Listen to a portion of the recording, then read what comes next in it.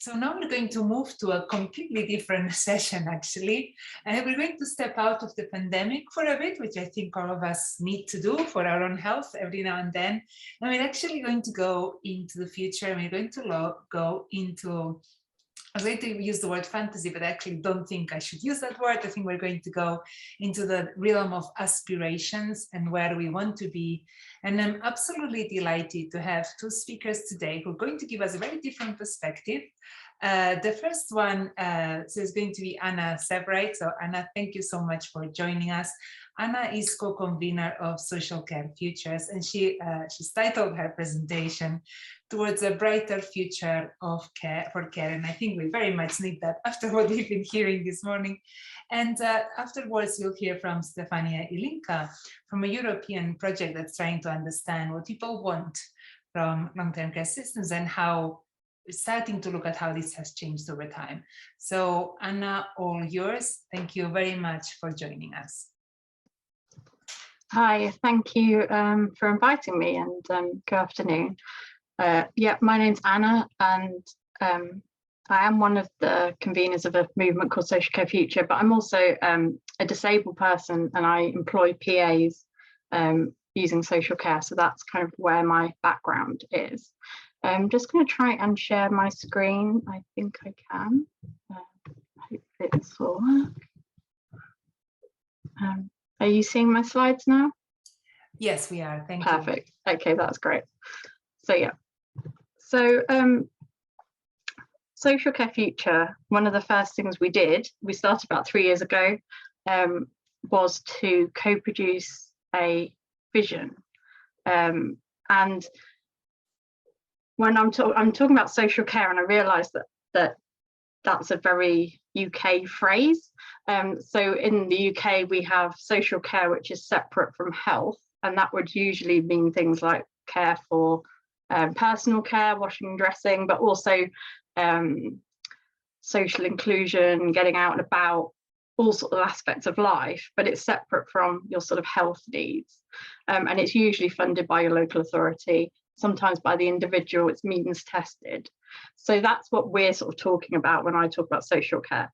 And that can be also for working age adults, either with disability, learning disabilities, mental health challenges, and older adults. So it's quite a broad, very broad, residential and people in their own home. So we said, what should people want? What should social care be providing for people? And actually what we came up with was this vision that isn't really anything to do with social care. It's nothing to do with health. It's just to do with life. And that's really where we've come at this from. We've said, actually, people who need some care and support for whatever reason should be able to live a life and not sort of have to fit into systems as they do at the minute. So why did we start Social Care Future? We started because there were some really big conferences and some really important meetings about social care that had nobody with lived experience of social care in them. The sector would get together and talk about what social care should be, and they didn't involve any of us. And we thought that was wrong. So we tried to change that, and we weren't having much success. So we decided, right, okay, we'll set up our own thing, we'll have our own big event. And from that became this movement really of people that wanted to say, we can do better than this. Instead of talking about the crisis in social care, actually this isn't good enough and this is what we want to see. So really it was about this principle of actually we should be at the table talking about social care. And all we are really is a movement. We don't have a formal organisational structure. There's 4 of us who are conveners, and then there's just lots of people and organisations that signed up to that vision. We really wanted to make sure that lived experience was at the heart of everything we did. We wanted to be talking differently about what could happen. We wanted to be aspirational, but initially, I think, yeah, people would say, oh, well, that's not realistic. But actually now we're starting to see a shift in that. And we wanted to point to things that are already being done differently and well and say, look, it can be done. You can do what these people are doing, rather than just saying everything is terrible.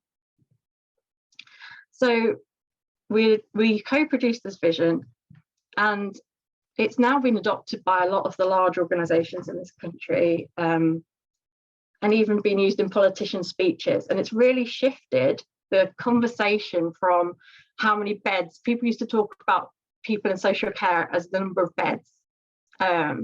They used to talk about 15-minute care visits. It was very clinical in a way. And now people are starting to talk about people's lives, and that life is more than just being washed, clean and dressed. And one of the ways we've been trying to do this is what we've called like reframing social care. So changing the story that in the media, certainly in the UK, it's all very, social care is a breaking point.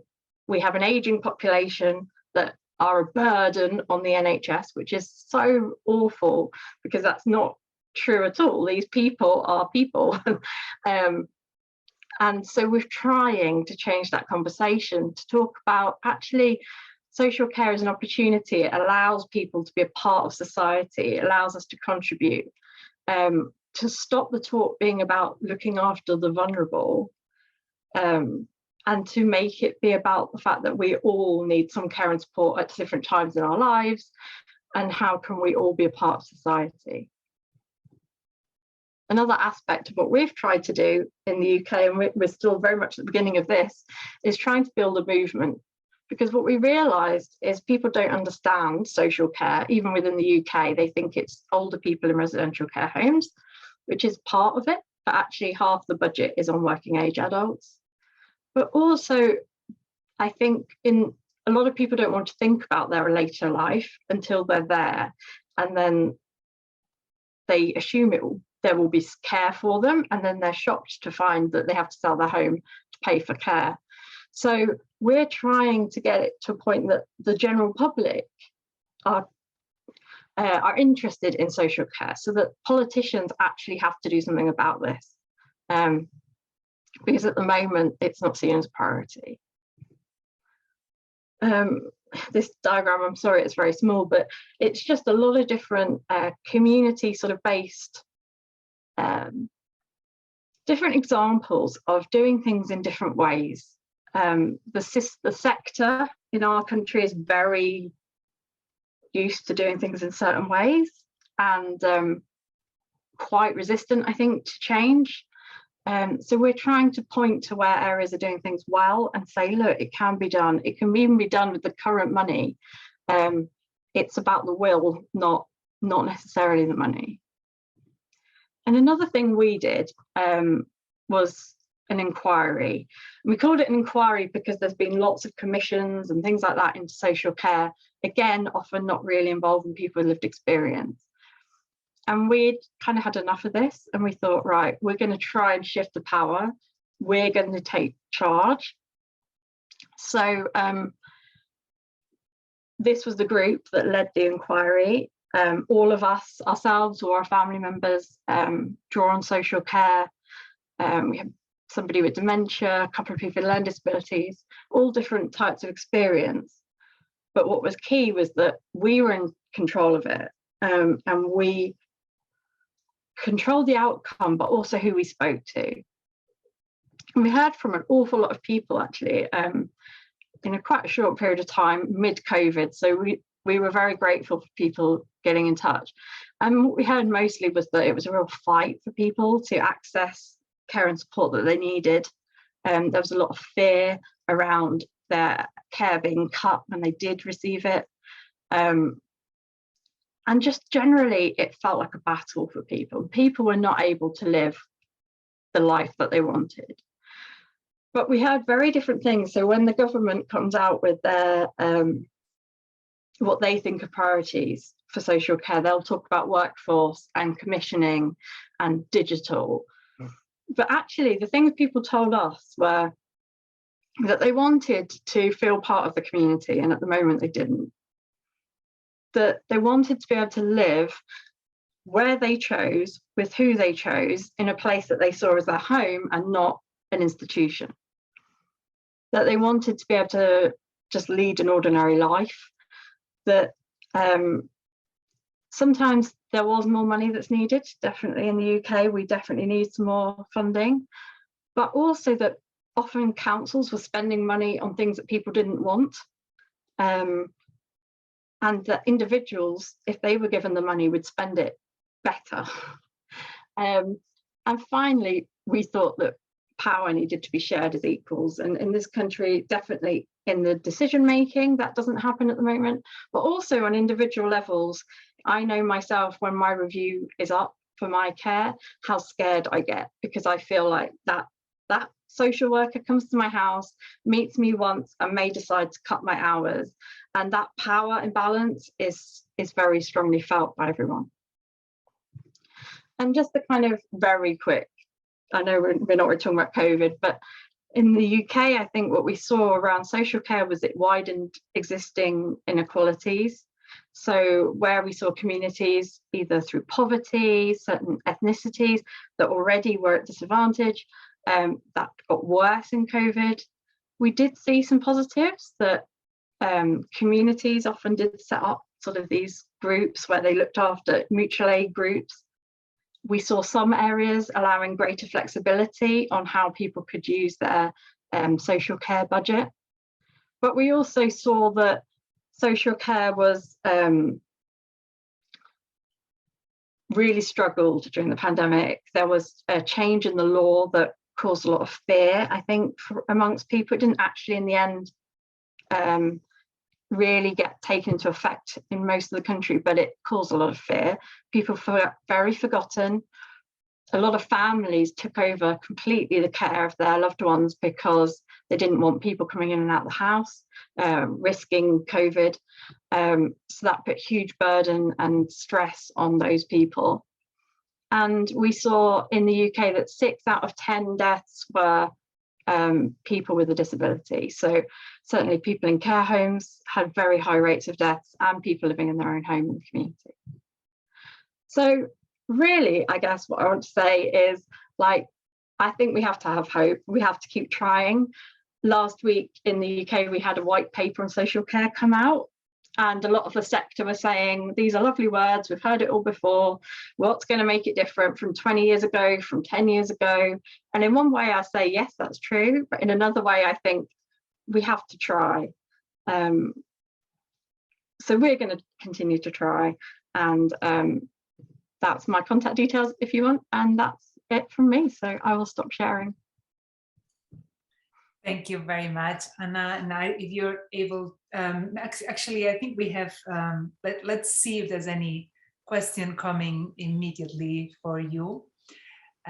So I don't know if we have other examples of social care futures and other people like Anna in other countries as well, but I do hope that this is inspiring, and I would love to hear from you all. And I mean, I don't know if you saw at the very beginning of the day when I presented the theory of change, there was something there about how do we capture the public imagination to put political pressure for change. And I do think that this positive framing and this aspiration for better is probably the best tool that we have. So I'm a great admirer of this work, and I think it's a key part of trying to get where we want to. And apologies for my little speech here, but any comments, please come up.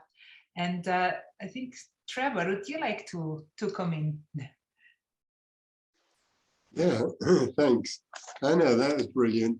I've actually collaborated with Ozzy, who's part of your little yes. theme on numerous occasions. And if you want a Welsh perspective, count me in, because you know, it's right on. You know, brilliant. Thanks. Thank you. Any questions, comments for Anna?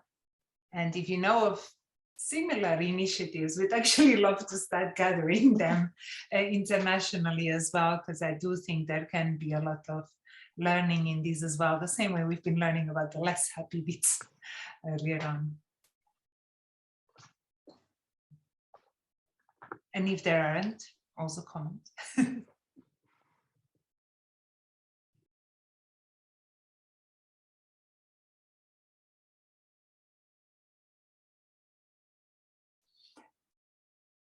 So I'm not having hands up, but Anna, thank you so much. We will be also sharing. I mean, we're using this event to also present a kind of new international living report where we're capturing the learning from the pandemic and also where we're going. And I was just now thinking, do we have a question in there where we can capture this type of initiatives?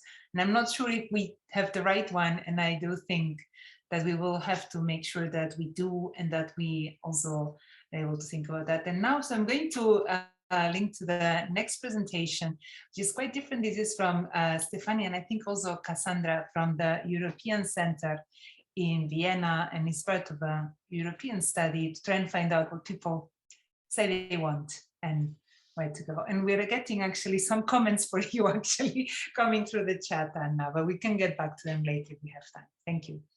So Stefania, Cassandra, all yours. Thank you very much, Adelina, and hello, everyone. I'm trying to share my screen, so I'm hoping yes, you are seeing this. Yes. But at the same time, give me 1 second, because it displays on my screen in such a way that I can't quite see it myself. Let me try again. Can you see my my screen now? No. No. We did before. Okay. Well, I'm hoping you are now seeing. We see it, but in a maybe you can project. Yes, now there we go. Thank you, and apologies for this hiccup. 2 years on Zoom has apparently not been enough. I'm very, very happy to be here today and present some preliminary results from an ongoing study that we've been carrying as part of the InCare project. And I'll be talking today together with my colleague Cassandra Simmons, but Adelina is also part of the group, and everything we'll be discussing today is really a team effort. And I have to acknowledge all our InCare team partners as co-authors to this. So the activity that I'd like to pitch to you today and to hopefully garner interest in is an ongoing survey on attitudes, experiences, and expectations on long-term care, which we have launched online and globally at the end of September 2021 in 8 languages, which include English, French, German, Spanish, and a few other European languages. The survey is ongoing, as I mentioned, and it will run until January 2022. It addresses a broad range of topics on long-term care, covering informal care, experiences with formal care, financing of care, but also attitudes, preferences, gender roles, cultural underpinnings. It's really a very, very broad a survey that has been modeled after the Eurobarometer on health and long-term care, which was implemented in Europe in 2007. And those of you who work in the field of long-term care might be familiar with this data. Very interesting data collected across the 27 European countries and never since repeated. So what we thought we could try to do is re-edit, so a little Eurobarometer 2.0.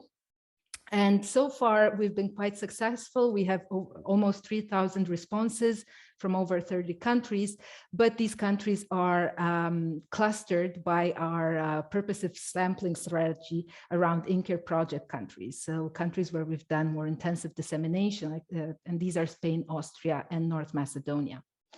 So once again, I want to acknowledge that this is really a team effort, and we've listed here our InCare consortium partners in Austria and Spain and North Macedonia, and European level organizations like Eurocarers, research organizations like Vilans and LSE, but also a group of collaborators that are helping us collect data in Eastern Europe and in the Western Balkan countries, so Moldova, Albania, Kosovo, and Romania, areas where data gaps are even more pronounced than in Western Europe.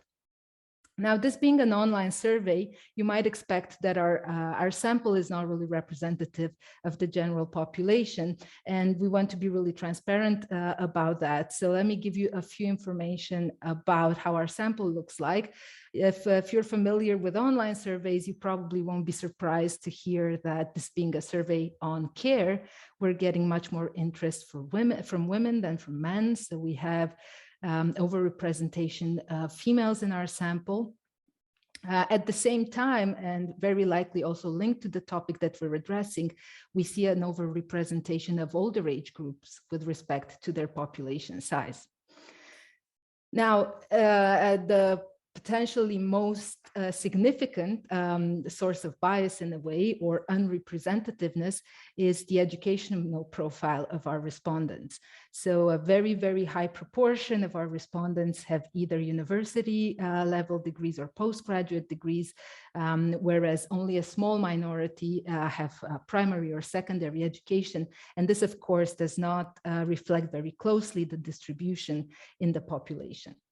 But with this caveat, let me tell you a little bit about our results. And we chose to focus today on one aspect that we thought was essential to guide both research, but most importantly, really the policy discourse that is ongoing at European level.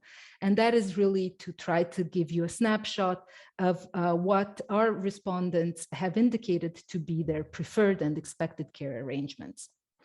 So it would probably come as no surprise that there is an overwhelming preference for care in one's home. People want to be taken care of at home, in their own home, if they should need it, through a mix of formal and informal care services, or with either or, but really 4 in 5 respondents expressed that care in their own home is their preferred care arrangement.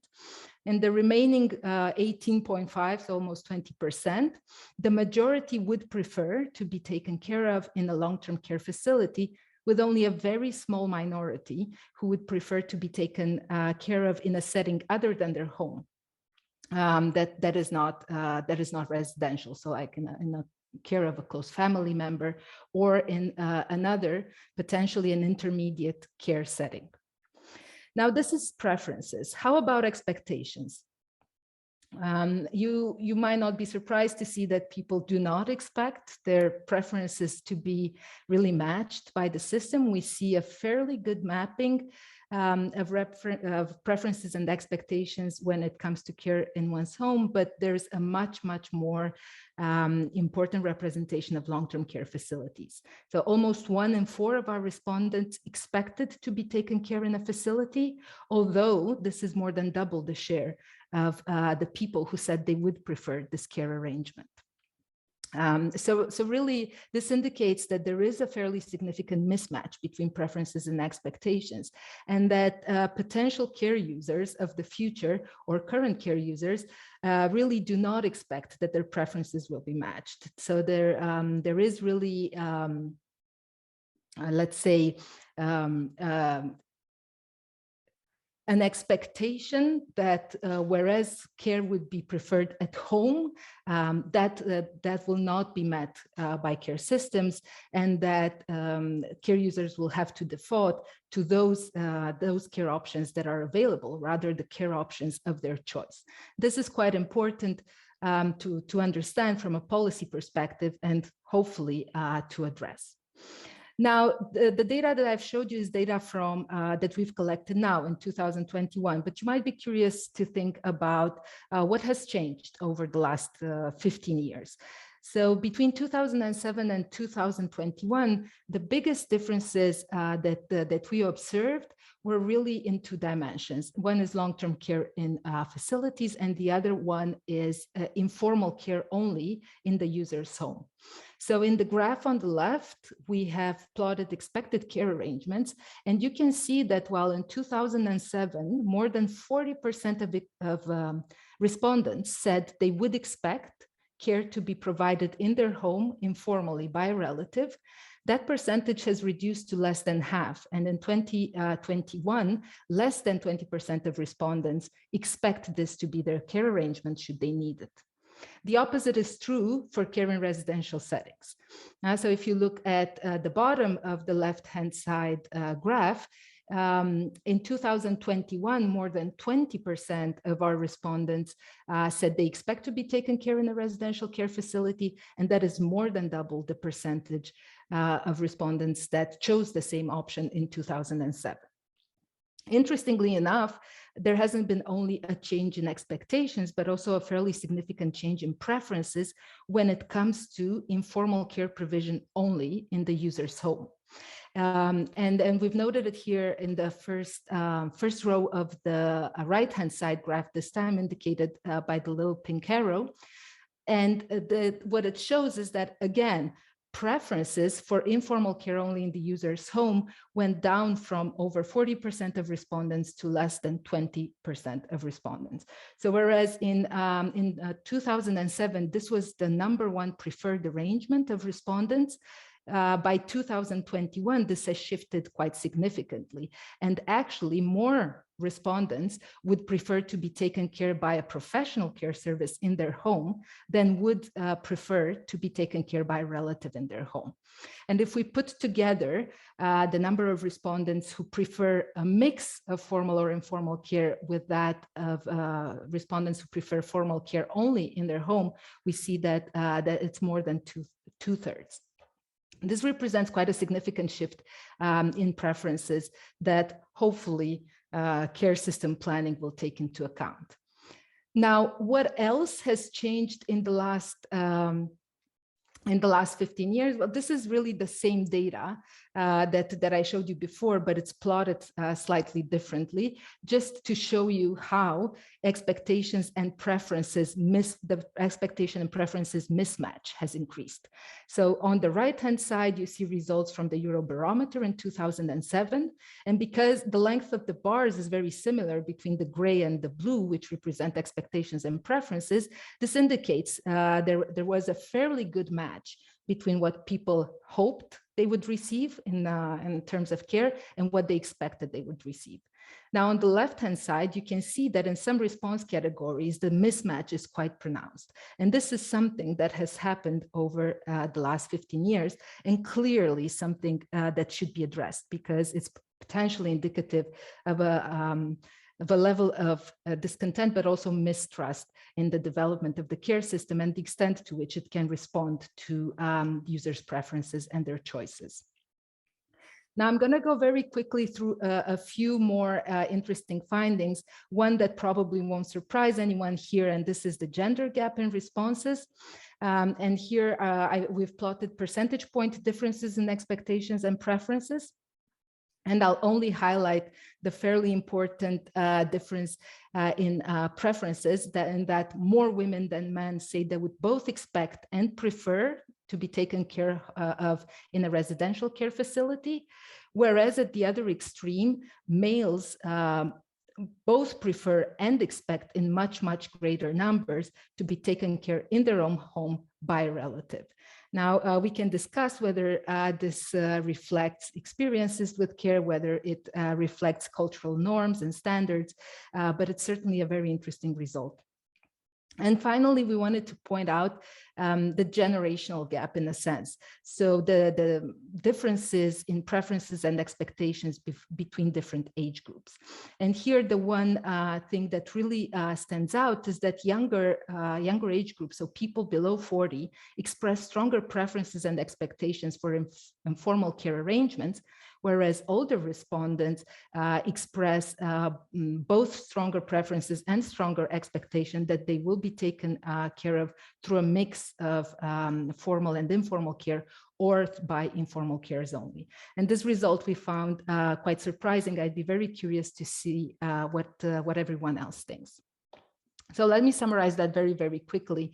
So we see that there are still very strong preferences for remaining in one's home in case of care needs.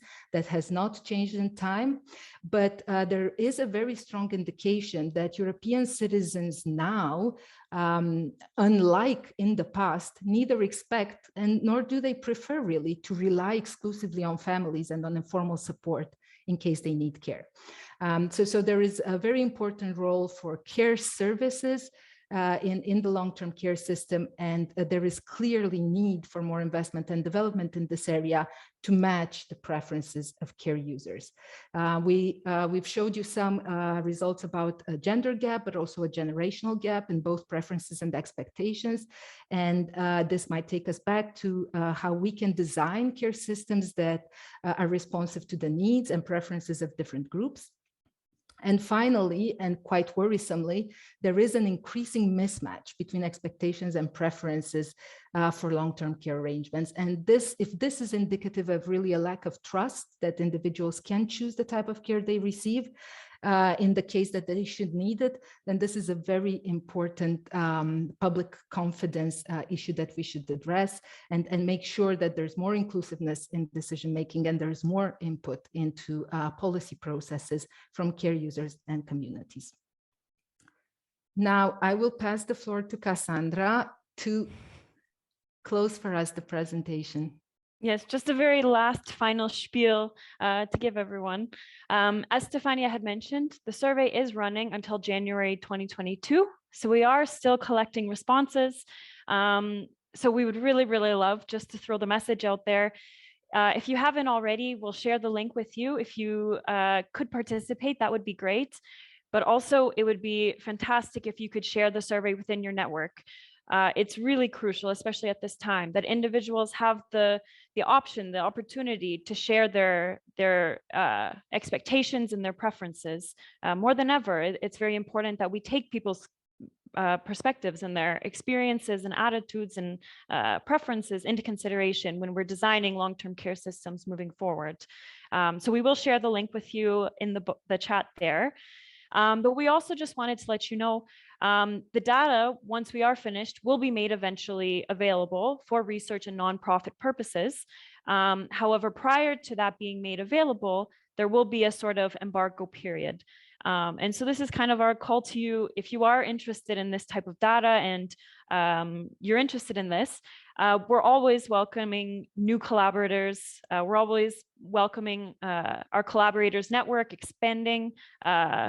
So definitely, if you are interested, please get in contact with us. We'd love to also try to disseminate more in other countries. So if that's something that interests you, please definitely reach out to us. Our emails are here. And then really just the final slide here, we've included some comments that we've received through the survey. We've really received such a range of comments that people have shared with us, a lot of them really heartbreaking.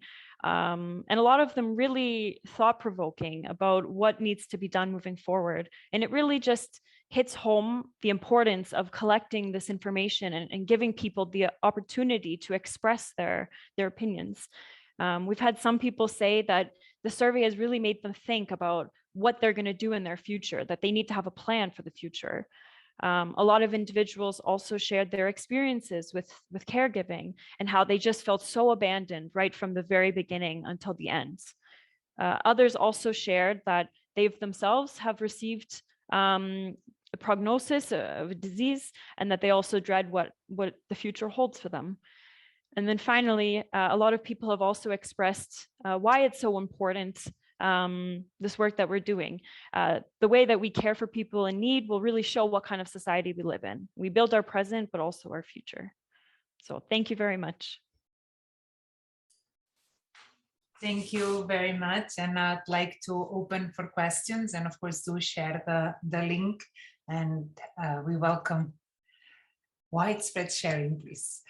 And yeah, any thoughts, reactions to both presentations? And interesting to think also of the cut across and how and how we think about a system that matches people's aspirations about their own lives and presence and futures. Feel free to raise a hand, unmute, chat comments. And we've had a bit of a discussion in the meantime, while you in the chat also about what are the right terms for long-term care systems. I am always aware that it's quite an awkward term in many ways, and I think it doesn't fully reflect I'd say the more kind of social participation, autonomy, sustaining part of the spectrum of the kind of people that we would include inside the system. And as I'm originally a Catalan Spanish speaker, there's no translation of long-term care into Spanish. It's really awkward. So I would love to use a different term internationally as well. So I was trying to invite a bit of debate on that when I was listening to Anna, and the fact that in England we call it social care. And I often think, well, maybe social care doesn't work so well for somebody in a care home with very complex health needs as well. And I think we have an issue with the language. Adelina, it's Kathleen. May I ask a quick question of Stefania? Yes, yes. It's very striking, the difference in that 14-15 year gap. What does that, or do you think it says something about society, especially about family structures? Well, this is something that we still have to unpack. So we've really extracted data on the 20th of November, if I'm not mistaken, Cassie, and we've done a very preliminary analysis, really just to show some results and maybe hopefully incite you to join us in this. But of course, there's a lot to unpack. There's a lot of weighing that needs to be done. There's a lot of looking at different countries. So we fully expect that once we look at different countries, the results will be different. But it is extremely striking. I don't know, it might reflect really just that people are more aware of options now. In some European countries, 15 years ago, there was almost no development of formal care services. So maybe it's not surprising that people were saying they want to be taken care of home and expect to be taken care of home, as that was the only option. Now, hopefully we've moved a bit forward, and this is reflected in what people expect, and also they adjust their preferences. Maybe it's a cultural issue, maybe it's a generational issue. I don't know. Your guess is as good as mine. I'll be very curious what you think, but I'm very worried that a lot of what it points to is really a lack of trust in care systems, and this is in partly based also on what Cassandra was highlighting, that many of the comments we have received are truly heartbreaking, and they're comments of that reflect very trying human experiences. And fair enough, these might be the people who are more motivated to respond to such a survey as well. So we might be oversampling people with negative care experience. But what is clear to me is that they are fairly numerous, and we need to do better to address them. I'm not sure I've answered your question. I'd be curious what your guess is. No. I don't right now, because of the stage of your own research. I completely respect, but I just because we're here in this forum together, I was just wondering if you had some preliminary thoughts, especially given how striking the differences are. Lots of room for thought. I'm not expecting a conclusion. I'm so glad to be made aware of your and your colleagues' work. Thank you very much. Thank you. Thank you. We have a hand from Maria Aurora. It's not my, I mean, I've been listening this with interest, and I've also compiled the survey. But I've been thinking for quite some time now. I started in the field when I was 20 years old. So 30 years on, it is alarming to realize, I can only speak personally, that there were some cosmetic facelifts done, but the nitty-gritty of care remains the same as 30 years ago. And when you're 20 years and now at 50 years, and you realize that you are nearer to needing that care, it becomes very worrying, because there hasn't been much change. There hasn't been much change in 30 years. So if you see retrospectively, you say 30 years is a very, very long time. True, and a very long time to do things the proper way, but yet things weren't done the proper way, and I don't have 30 years more to wait now. You know what I mean? So it's kind of a very worrying perspective to look at things in this way. I'm going to invite a comment from, I don't know if I'll pronounce that well, my apologies, Xava Kuxera. Hello, yeah, I mean, more or less, my name is Csaba Kucsera, and I would like to comment on Stefania's presentation in concrete, because that's a strange coincidence that roughly at the same time, I'm working in Hungary for a university, and I'm leading a project that also repeated some questions from this particular survey. And this is a representative sample of 1,500 Hungarians. So the sample size is actually bigger, and it also includes an extra so-called boosted sample for those over 80. So yeah, great. I think I contact you and see how it. I mean, the data collection was in September this year. It was planned for last year, but then COVID came. So yeah, I mean, and also we used some other questions from other Eurobarometer surveys, and also we had some own inventions. So I mean, let's see. This is fascinating to hear, Csaba. Please stay in touch. It's lovely to see you again, and it's great that now we have yet another reason to talk more. Please do let us know. I'd be very, very curious how our results map on yours and what you find, and it would be great to pull it and be able to say something a bit more, especially about Eastern European countries where there's such a gap in knowledge and in data. Right. Thank you for that. I write to you. Thanks. So I'd like to invite now Anna and Stefania and Cassandra some final thoughts and asks if you have any, and if that so yeah, maybe Anna, if you want to. Final thoughts. I think from my perspective, it would be great to, like, for us to link more. You know, I'm aware I don't really know what's happening around the rest of Europe and the world. So it's been really interesting to hear of the survey, but also other people's experiences. So I'm hoping I'll be able to link in a bit more to learn from others. Yeah, I think for me as a researcher through and through, and maybe for many of us, the challenge is really to become, to be more motivated and more creative in the ways we give a voice to care users in our own work and through our work in policy. And then this is just one way.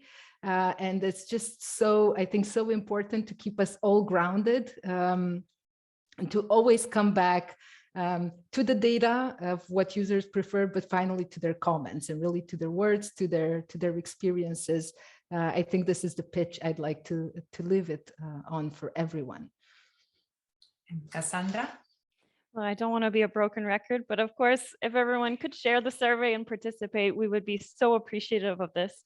But something also that came to mind as we've been having this discussion, and from my own experience too in sharing the survey, I find a lot of younger individuals in their 20s and 30s had reached out to me and discussed with me about how until they did this survey, they had actually never really thought about long-term care or what it would mean for them 40 years down the road. So I think this also really highlights the importance of getting this information out there, letting people have the opportunity to participate and to also start this dialogue even earlier on. So yeah, so we can keep on with the fight.